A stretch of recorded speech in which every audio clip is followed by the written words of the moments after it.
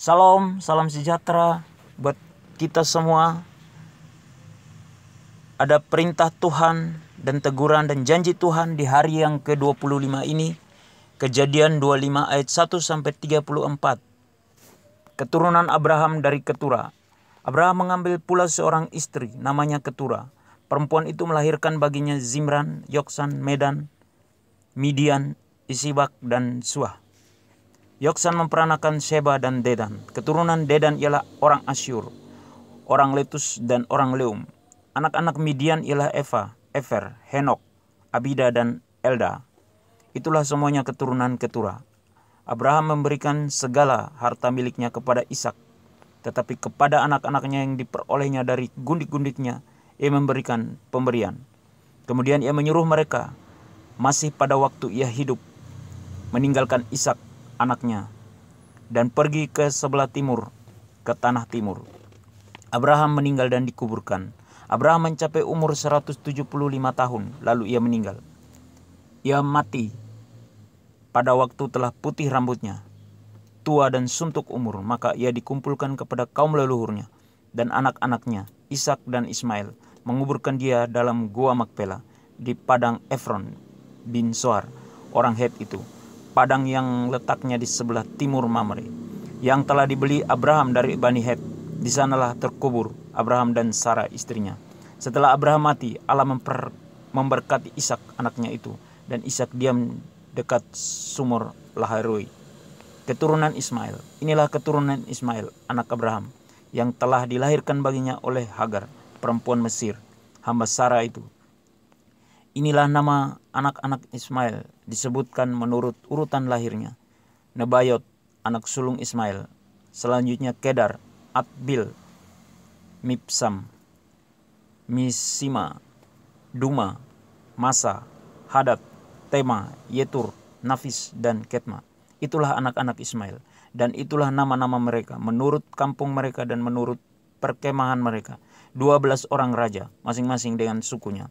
Umur Ismail ialah 137 tahun. Sesudah itu ia meninggal. Ia mati dan dikumpulkan kepada kaum leluhurnya. Mereka itu mendiami daerah dari Hawila sampai Syur, yang letaknya di sebelah timur Mesir ke Asyur, ke arah Asyur. Mereka menetap berhadapan dengan semua saudara mereka, Esau dan Yakub. Inilah riwayat keturunan Ishak, anak Abraham.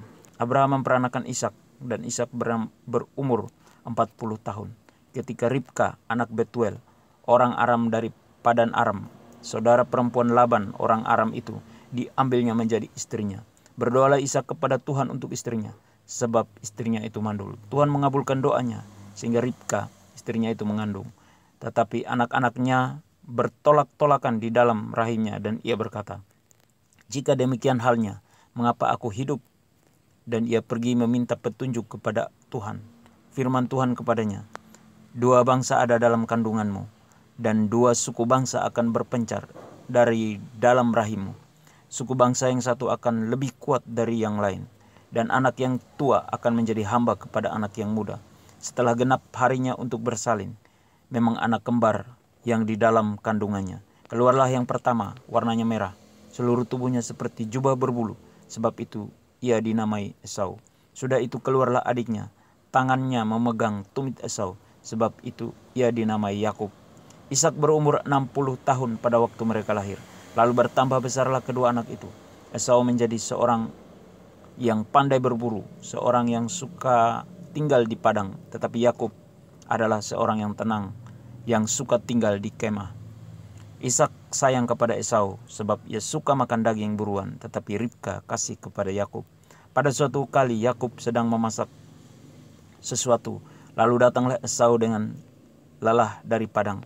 Kata Esau kepada Yakub, "Berikanlah kiranya aku menghirup sedikit dari yang merah-merah itu, karena aku lelah."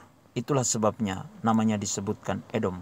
Tetapi kata Yakub, "Juallah dahulu kepadaku hak kesulunganmu." Sahut Esau, "Sebentar lagi aku akan mati. Apakah gunanya bagiku hak kesulungan itu?" Kata Yakub, "Bersumpahlah dahulu kepadaku." Maka bersumpahlah ia kepada Yakub, dan dijualnyalah hak kesulungannya kepadanya. Lalu Yakub memberikan roti dan masakan kacang merah itu kepada Esau. Ia makan dan minum lalu berdiri dan pergi. Demikianlah Esau memandang ringan hak kesulungan itu. Ada perintah dari Tuhan bagi kita supaya selalu berdoa dengan tidak jemu-jemu kepada Tuhan. Teguran buat kita hari ini, jangan memandang remeh berkat dari Tuhan. Janji Tuhan di hari ini, yaitu Tuhan menjawab doa orang yang sungguh-sungguh meminta kepada Tuhan. Amin. Tuhan Yesus memberkati.